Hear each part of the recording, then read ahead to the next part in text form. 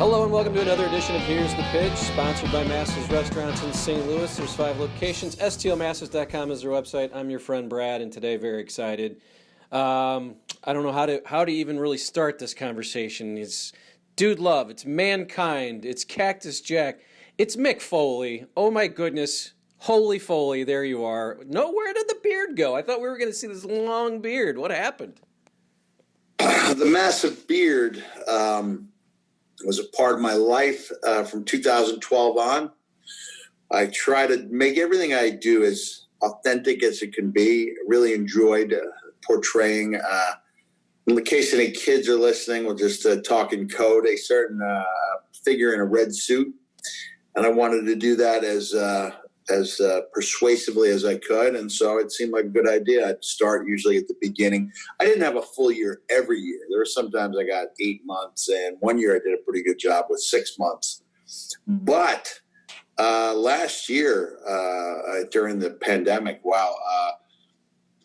Cameo video really took off for me.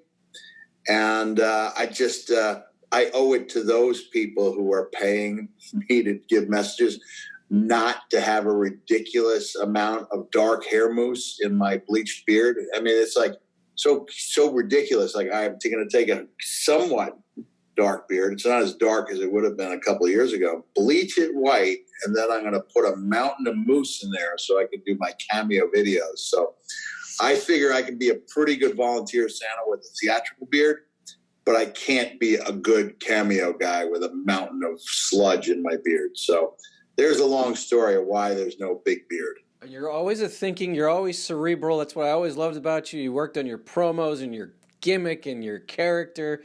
You even think about your facial hair. That's great. And you mentioned Cameo, so everyone obviously knows how to get to Cameo, but I see you do wonderful messages there. We're here to talk today about a lot of your career. We're going to run through many, many facets, but you're back on the road doing stand-up comedy, but it's not really stand-up comedy. You're going to comedy clubs, but it's the Have a Nice Day 20-year tour. I had the book. I looked for it today. I can't find it. I've moved like 8 times since I bought the book, but I had the paperback. It was the only wrestling book I ever had, but Have a Nice Day is your first autobiography. Came out, I think, in 99, 2000, that area. You're going to be in St. Louis at the Helium Comedy Club on September 7th, September 8th, but Springfield, Missouri, and I see you going through Iowa. You're hitting the Midwest. People love you in the Midwest. Tell us what we'll be seeing during these shows, especially at Helium in St. Louis coming up. Yeah, it's the Midwest tour. We're hitting Missouri, Iowa, Indiana, Illinois, Michigan, Wisconsin, and people can go to realmickfoley.com for tickets. They're looking for a Cameo. I've got more reviews than any other athlete on the planet, 3 times more. Honestly, I think I try 3 times harder than most of them do. So I don't go through the motions. They can check out my reviews for themselves at cameo.com/Mick Foley. That's the last time I officially plug a site or a show.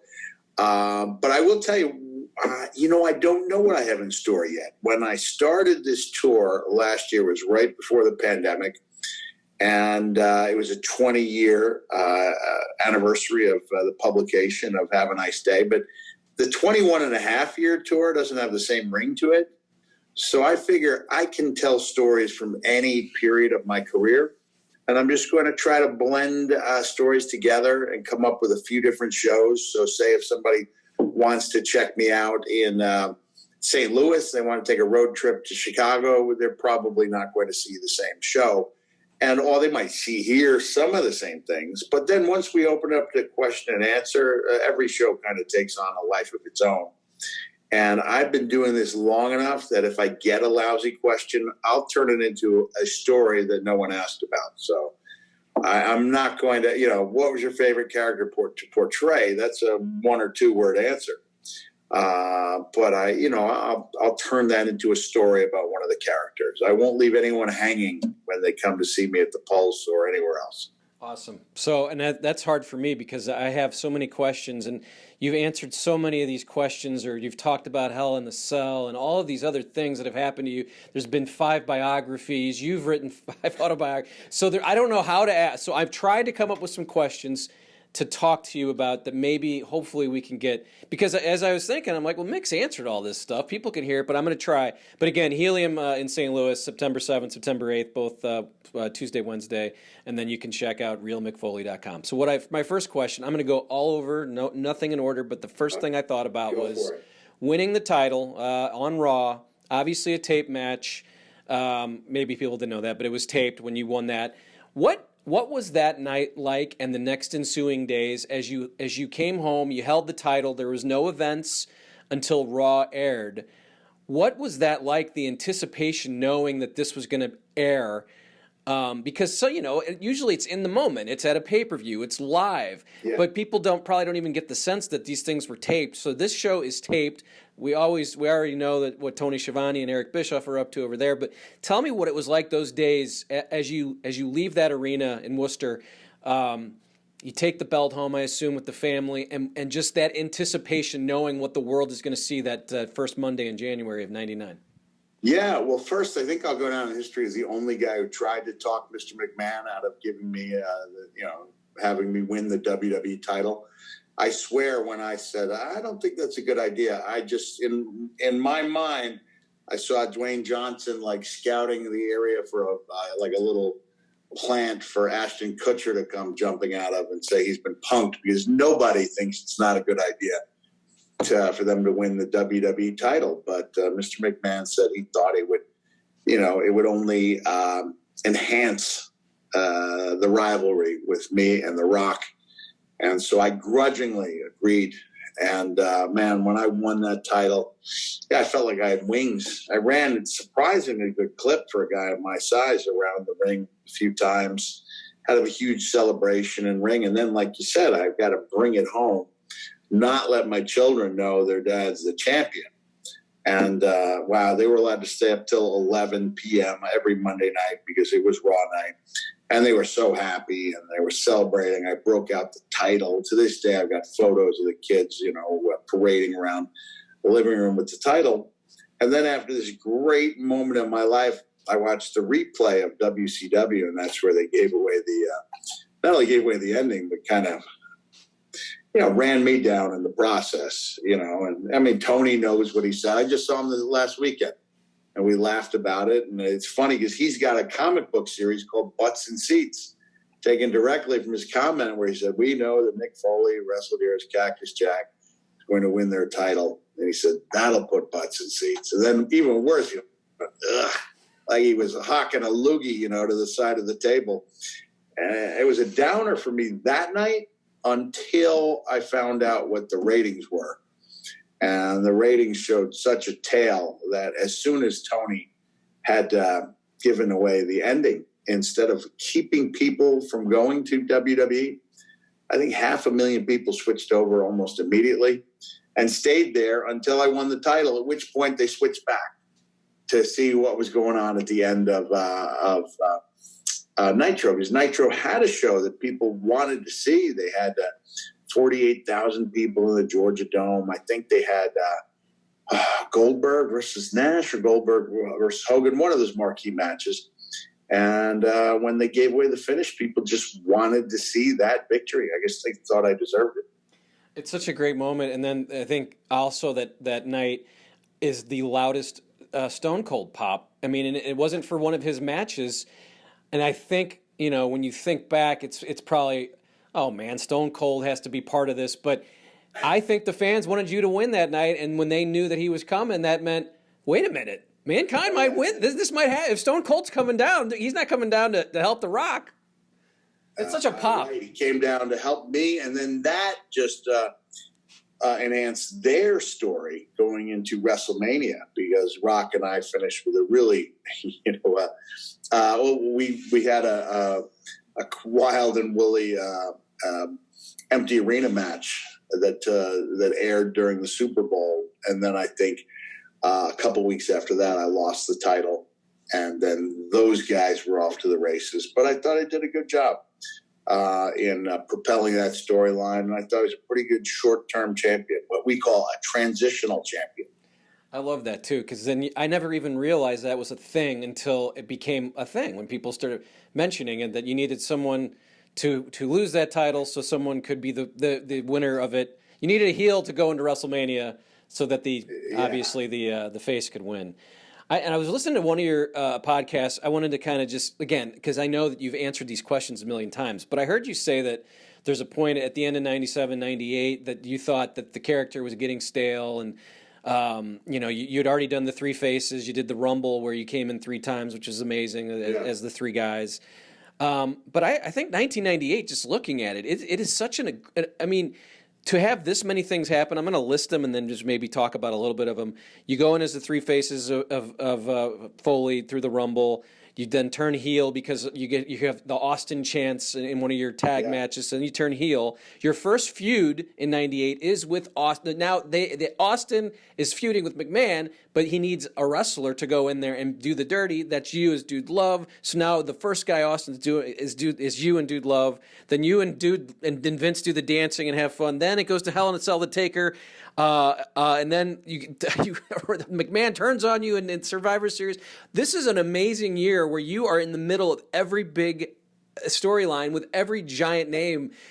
And I thought when I heard you say, "Well, my character I thought I was burning out." It doesn't sound like it. What a year! When you think of that year, it was flat going into that match with the Undertaker because, like you said, I've been through a lot. I'd come into the company in '96 as Mankind. Mr. McMahon found out I'd been this Dude Love character, in high school and college. So he allows me to portray Dude Love, allows that dream to come to life, which was great. Now he allows me to become Cactus Jack at Madison Square Garden. Now I'm alternating between doing different guys on different nights, coming in and doing all 3 in one night. And then I went from being Mankind to good Mankind to Dude Love, to bad Mankind, all 3 to bad Mankind, to corporate Mankind, to sell out Dude Love, Cactus Jack, to sell out Dude Love. And it was like, all right, I think I've had enough of this guy. And it wasn't until The Undertaker and I kind of walked our way to the pages of wrestling history that I had to figure out a way for Mankind to connect with the audience without crashing and burning every night. And that's when that character started bringing a lot of humor into the forefront, and people really felt empathetic for the character. And so he was off on a really wild run at that point with Dwayne Johnson through 98 and through the first 3 months of 99. So again, you've talked about Hell in a Cell probably on every podcast, but it's I guess my question now, I have to think of, again, a good question because you're asked about it all the time. What was your thoughts going into that match? Where did you see it going? Was the first thing going to be you get thrown off the cage and you continue?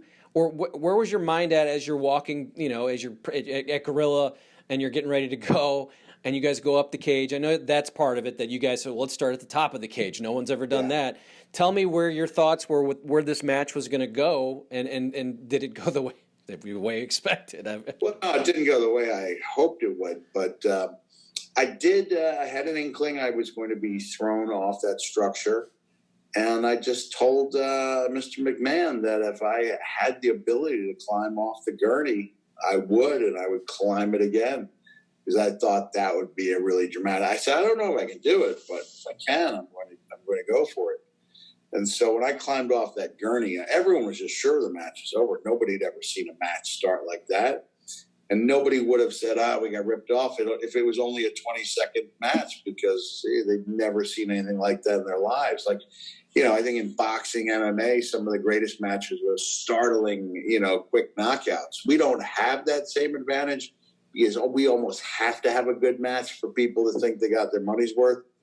But every once in a while, you can throw a little swerve, change the way people look at things. And if I had not gotten off that stretcher, I think a lot of people would still remember that moment. But coming off it, climbing up, having the structure collapse on us, which neither one of us saw coming, and then essentially try to put the pieces back together when I was not conscious, that takes some doing. Now, it should be said that if that same type of thing happened today, it'd stop the match, right? And that's the smart move, the wise move with the knowledge we have about head injuries, chronic traumatic encephalopathy. But at that time, you didn't stop matches in WWE. You just bought time. So that's what happened when I hit the canvas and I was knocked out. You had about 7, 8 guys hit the ring to buy me time. And so we did. We put the pieces back together on live television. It was pretty captivating. And I mean, it's something that's lived on forever. I'm sure you're proud of that you hear JR's call. It is, I don't even know what the word is. It's just one of the most amazing moments of all of wrestling history. So congrats. How many, do you know how many concussions? I know we weren't doing concussion safety back then, but what do you think? How many times were you knocked out? I mean, if you're knocked out, I'd assume that's a concussion. I was only knocked unconscious twice. I thought I had 8 diagnosed concussions, but a lot of moments where I saw stars. I didn't know that was a head injury. I just thought that meant the move looked good. That was my inkling. Oh, that must have looked good as I see stars. We didn't really know back then. We're talking 25 years ago. So I definitely overdid things, did my very best to make everything look good. And the way you ensure that it looks good is that it's got to, make that kind of impact to make it look good. There's other ways to do it, but that was one surefire way to know stuff looked good is if it hurt. And then, of course, we add some, little pomp and circumstance and come up with professional wrestling. But I probably pushed the envelope too far, not knowing, what we know now. Do you think, and this is not, I'm not being silly, do you think you have like a special body and a special head because there's no one could do this? I mean, it really was everyone, Ric Flair kind of made fun of you being a stuntman, but this was a skill to do this every night and be able to walk, and you still walk, and you still have you obviously have your. Well, I was paying the price for it big time, for a number of years, and then 4 years ago I had my right hip replaced, which should have been replaced 10 years earlier. Because I could barely get around. I was hardly functional.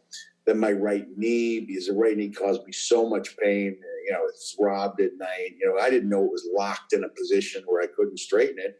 Then that throws everything off. When you can't straighten your leg out, and so one leg is, essentially 3 inches longer than the other one, it starts throwing everything you do off. And, of course, I've struggled with my weight too, because that was always like my compensation, like that was how I relieved the pain, was to, eat something unhealthy, but quite tasty.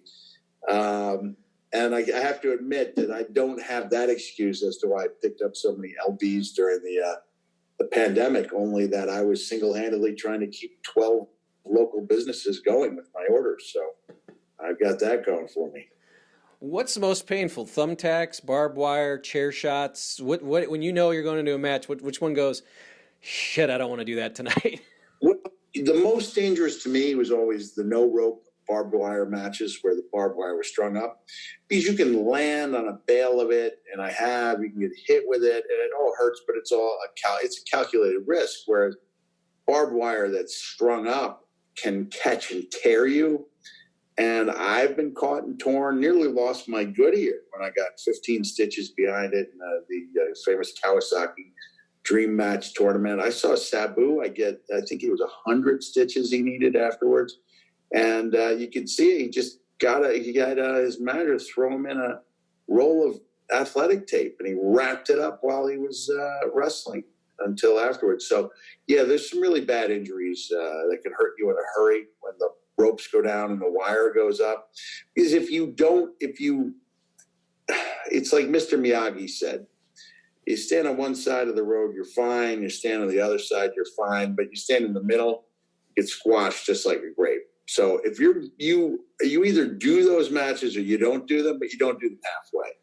So you do them halfway, they look awful, and you get hurt even worse. So you almost have to conquer that wire to let it know that you're its daddy, if that makes any sense. Yeah, I don't know if it has feelings, but fear it too much and it'll rip you wide open. You mentioned that you have to do it full. You just, one of your last tweets was Hulk Hogan's massive chair shot to Conan. I mean, it was just clearly he was banging him as hard as he possibly could. Like, I probably shouldn't have put that up there, as I like Hulk, and he was a much bigger drawing card than I ever was. But it was just funny. I see this like, not for the squeamish. And I'm the type of guy, like last night I was watching the great ESPN E60 on Smith, the quarterback. Alex Smith. Alex Smith, who had that horrible injury. And I can't even look at the injuries. Like, I can't watch someone's leg breaking in half. And so I don't even know why I ventured on, okay, let me see this sickening chair shot. And then it was so funny because it was the furthest thing from that. It's just something hopefully everyone involved with smiles at. It's not me taking a shot at Hulk, because I've done some stuff that didn't look particularly good, and that's open to, tweeting and posting as well. You would have had a good match with him, though. He bled. He had some. One of my regrets is I didn't stick around TNA longer. Hulk and I had a dramatic face-off in the ring, and I was thinking, we could have a match. We could have a match. I'm not saying it wouldn't be methodical, in its pacing. That's slow by most people's standards. But I think we would have told a really good story going into it. I think we would have told a good story in the match. And I think it would have been a lot of fun and a success from a financial standpoint. You mentioned it. I took it off my list of questions. But TNA, I was always wondering why that never really did just take off, kind of the way AEW is. And maybe it's because of a Tony Khan versus the ownership. But you guys had a lot of big stars. You had AJ. You had the guys, the young guys that were coming up. What are your thoughts? Just what happened there? Why it never really? We did. We had a ton of talent. I would say we had more name talent on our card than WWE did up and down the card. They had 5, 6, 7 huge names. But I think if you looked, I remember talking to Mr. McMahon when they had their Elimination Chamber, and outside of like 4 to 6 guys, I knew we had, me and Hogan and Scott, Kevin Nash, Booker, Scott Steiner, Kurt Angle, Christian. Like, there were like 8 to 10, big names from WWE. But WWE is the Jello branded gelatin of sports entertainment. Most people weren't even aware there was a Knox flavored gelatin. But I'd say that's what AEW has done. They've managed to let people know there's a new flavored gelatin in town. And for whatever, it looks very much like a grassroots effort. They've done a lot of the things that people thought hurt TNA, bringing in a lot of WWE talent, but they're developing a lot of their own, just like TNA did. I think a big difference is the decision not to tape the show, at a studio. It was real hard to get genuine emotion there in that studio at Universal Studios, because people were basically coming in to get away from the heat, air conditioning. They didn't know they were in for a 3-hour taping. And so you had either tired theme park fans, tired theme park attendees, or you had people who showed up every other week and literally had seen everything. And, you can't show up on a Tuesday or a Thursday if you're, working full time. I mean, there are some exceptions, obviously, with work hours, but you didn't have a lot of families there. You had a lot of the same people, and we're glad to have them. We're big fans, but it just wasn't an environment where you need a special element in the air to make something really memorable, no matter how good it is. And make no mistake about it, there was some great wrestling in TNA, but I think there were too many other things that hurt the product, and so those moments didn't really stand out. Yeah, I think what you say that, I think about just this last 2 weekends ago, CM Punk coming out to 17,000 in an AEW ring. I mean, that shows you that this is for real. And the crowd was just, ape shit. It seems like this is a real momentum type thing going on over there. I just want to get your thoughts on, I don't know if Monday Night Wars are ever going to be the way they were, because it was just a totally different time, but there's definitely real competition this time, it feels like. And just your thoughts on what I think so. I do remember one of our talents being at a football game and being asked about the competition. He said, there is no competition. We have to compete with each other, SmackDown and Raw. And now that gentleman, who was a huge star, is with AEW. And I think you would argue now AEW definitely is competition, but we always did our best when we had competition. I think it's just human nature that you don't run as fast if no one's chasing you. And I think we feel, we meaning WWE, probably feel them at our heels a little bit, which is good. I was curious. So when we talk about kind of the way WWE was now versus back then, you had to really sort of just sell yourself and give that push of Cactus Jack and Mankind. Stone Cold had to go from the corporate $1 million champion and just sort of be himself. The Rock was being booed out of the building and just sort of let his personality. But it was really, those guys kind of, you, him, Triple H, just sort of pushing that out there and making it, hey, I'm going to be a star. Whereas the Roman Reigns and the Seth Rollins, they got pushed down your throat, but didn't really kind of get out of character. I don't know what I'm trying to say is that you guys sort of pushed your own selves, where I felt like management now pushes their own guys. Am I right about that? Is that possibly why it's hard to push a Roman Reigns until now, where he's doing something that is clearly he really enjoys? Am I kind of on the right path here with that? That when management tries to kind of push it down your throat, it's not going to work. I don't know. It was a different type of feel, because anyone who go to house shows would tell you that Roman was over like $1 million, but you weren't getting the casual fans or the families on Sunday nights and Monday nights at tapings, because children can't stay up that late. So these guys were getting phenomenal reactions at the house shows. I remember my children went, they were so surprised that Big Show, you get a huge babyface reaction, even though he was a heel on TV. But he was a familiar name. He was such a, beloved character. A lot of people don't tune in every week and didn't realize, he's done an 18th character turn. He's just a beloved guy from the show, and people, they really got behind Roman. Now, of course, when you go to a Sunday, Monday night, you're dealing with a lot of people willing to pay a lot of money to sit up close, make the signs, boo the heck out of him. And he wasn't an anti-hero like the in-style babyface was, but he's doing some of his best work now. And I think he needed to get the fans out of there for a little while, so that he could cut those good promos in a different type of atmosphere during the pandemic, establish himself as a great heel, and he's doing his best work. There's really no you out there, right? I mean, your style is over. Is that complimentary? Is that good thing? There's no me. Do you take that as a kind of a nice thing? Because really, I can't think of anybody that's going to be doing what you do. It probably won't be allowed, insurance, all these new things that have happened in 20 years. They're doing it to some extent and over there in AEW. John Moxley loves that style of wrestling. I just did, I don't know if the match has been announced, but I did an interview for an upcoming Wild match that he's got coming up in a couple months. So there are guys out there who still want to do that. And they've got a network willing to let them. I'm sure there would be guys chomping at the bit in WWE if they were allowed to, but that's not in the cards right now.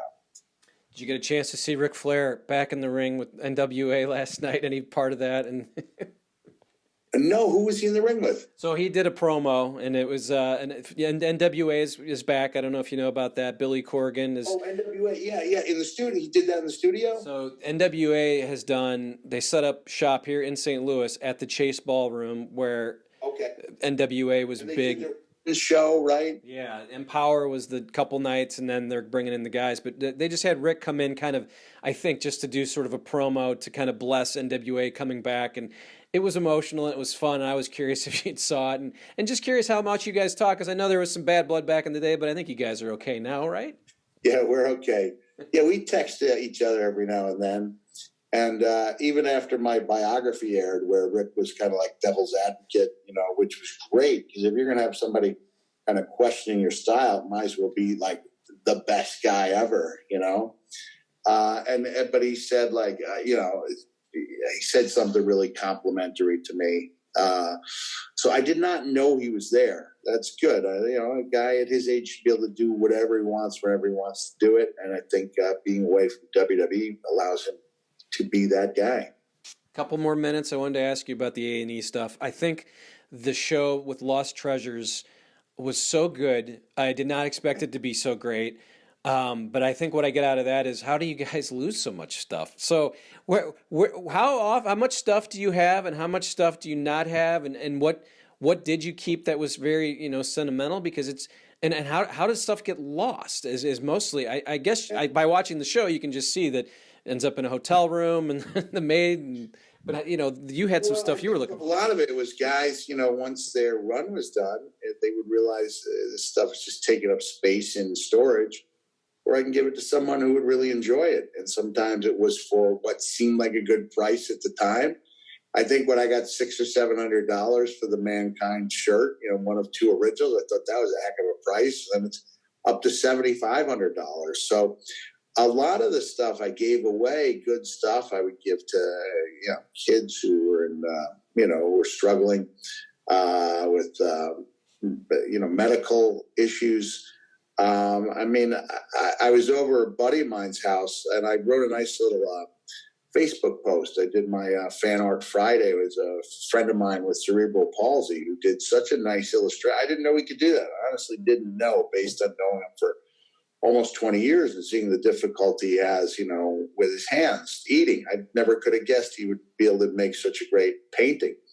But he's got the original Dude Love shirt in a frame on his wall. And I'm like, how much that'd be worth right now? And, there's some things, there's the original Rock and Sock Connection jacket was buried with a young man named Joey Reynolds in West Virginia. The original Mr. Rocco is buried with a young man who died of muscular dystrophy in Staten Island. And so I'm glad if I go to bed thinking, I wish I had given all those things away, it wouldn't speak very well of me, Even my original WWE title, I auctioned it to help one of the guys with their medical bills, and it would probably be worth 10 times what we got for it, 16, 17 years ago. Well, it was a great show. It was fun watching you do your thing there. Another thing that I thought was fun back in the day was your appearances on Howard Stern. Were you excited that you got to sit next to Fred the Elephant Boy each time?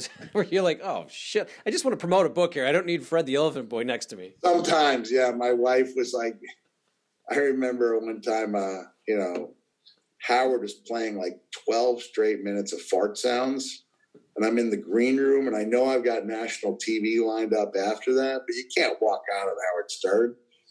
But Howard was great. I loved doing that show. I think I was the first wrestler. I was on 4 or 5 times. It was always a good time. The Whack Packers showed up in WWE. Were they big friends of yours when Crackhead Bob? That was a Vince Russo thing, right? He was trying to get the Howard guys. Did you become friendly with all of those guys because you're kind of you're one of their kind of? No, I would not say that I bonded with Crackhead Bob.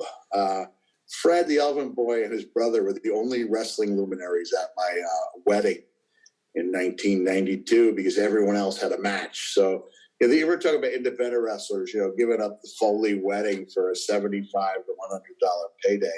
But that's the way all of us are, you got to do those shows. What, Fred the Elephant Boy was at your wedding? I did not know that. Yeah, He sure was, him and his brother, yeah. How do you know them?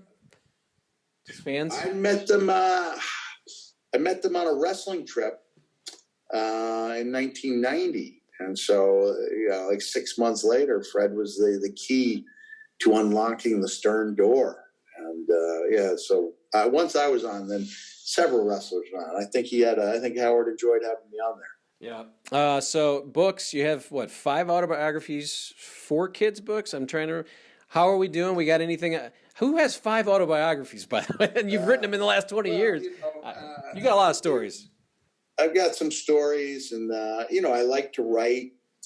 And, it was a case of diminishing returns. The first one did, enormous numbers. Second one did really well. Third one did good. And by the 4th one, it was like, okay, I think it's clear. But I had then this Santa story I wanted to share. I knew going in that's not going to have much of a readership, but people who read it liked it. And I was able to give away, the money I made to children's charities. So it was I like the idea of sitting down and writing. I always get these thoughts of you jumping off a cage or running.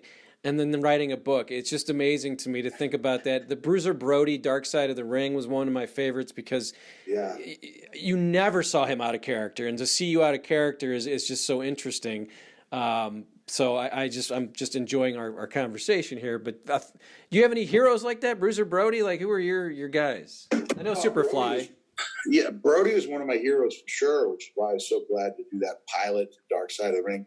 Big mistake turning down the offer to do all of them, which Jericho now does quite well. But had I known the show was going to be that good on a weekly basis, I would have done it. But I was like, oh man, it's going to be a lot of people dying, and sometimes people do die in those shows. But Brody was one of my heroes. Terry Funk, Jimmy Superfly Snuka, Dynamite Kid. They were probably the guys I looked up to the most when I was learning to be a wrestler. Bret Hart. I love the way Bret took punishment. I thought that was the hallmark of a really good wrestler. Flair was a hero of mine. And, as I got involved and found out more, there were other guys. But I'd say those are the top 5 guys I was a huge fan of. Yeah, when we talked how you've written 5 autobiographies, I think I've seen 8 biographies on you, and each time they're better. The A&E one was spectacular, so as I was thinking about that, there's always more footage, there's always new stories, so I appreciate that you did those and we're part of that. When I talked to the director, I was a little hesitant, and I said, hasn't my story already been told? He goes, it has, but I think we have a different way of approaching it, and they did a great job. And so now I'm like, okay, it is one thing to tell people, all right, this is what my show, talking about the one-man show, it's going to be about the stories in the book. I'm going to bring them to life. And that was really a successful way of doing it for the 20 years of Hell Tour, because you're showing people that you are not going to be talking about current events or politics. You're going to be talking about wrestling, which is what people want. But like, all right, what haven't I told them? Like, I've got a couple stories I never told, didn't dare tell in my book.